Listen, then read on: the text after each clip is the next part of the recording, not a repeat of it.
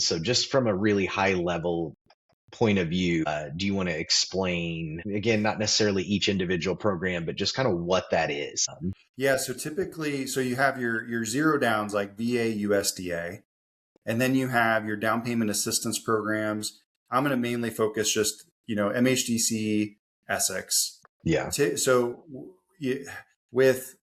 typically with down payment assistance, you have either a forgivable second, which that's what MHDC does. Mm-hmm. So it's a second that's out there that's forgivable over a certain amount of time. And I've got all those details for anyone just because it is always changing. So, but I've got all those details written down that I always provide borrowers if they're interested in that.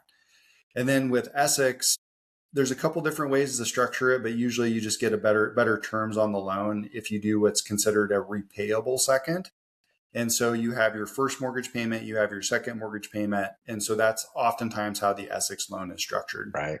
And some of those have restrictions about how long you have to own the house or live there as a primary residence and that kind of thing to get that second loan forgiven. So I just want to point that out. There are some disadvantages to doing that, but they are really great programs. Such a good point.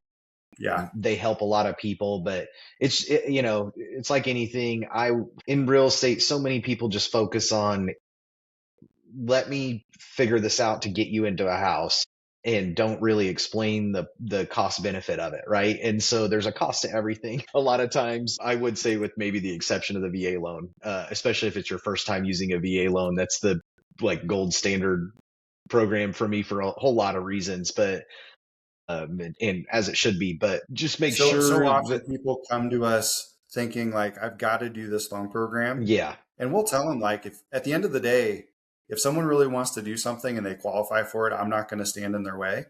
But a lot of times we bring up other things that they had not ever heard of before, and they end up doing that. Yeah.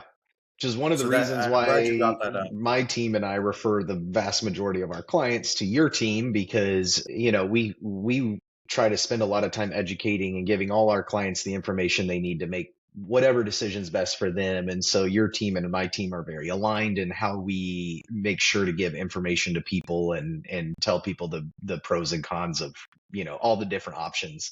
Because one thing about real estate, especially if you're a first-time home buyer or you haven't owned a home, is there's generally a lot of ways to do things. There's not one way to get you into a house. And most people that are telling you that are in it for a paycheck and not in it to help you. One of the big things we see is that MHDC is not a very profitable program for lenders. Right. Not at all. Right. And in fact, some lenders, because of that, and I'm not speculating because they've actually said it, they don't do that program because there's not much profit in it for them. And so what I have heard from borrowers that have maybe started somewhere else is that the lender was trying to talk down a program that they don't offer. And, I just don't know that that's the right thing. If they don't offer it, because it's not profitable, my hope is that the borrower understands that they're, and it's extra work for the lender, right? It's not as easy. And I think some realtors are intimidated by that as well, just because they feel like I don't have the knowledge of this program, or I haven't done it before. And so I'm hesitant to explain or tell my client about it. So the other big thing that we always talk about with people,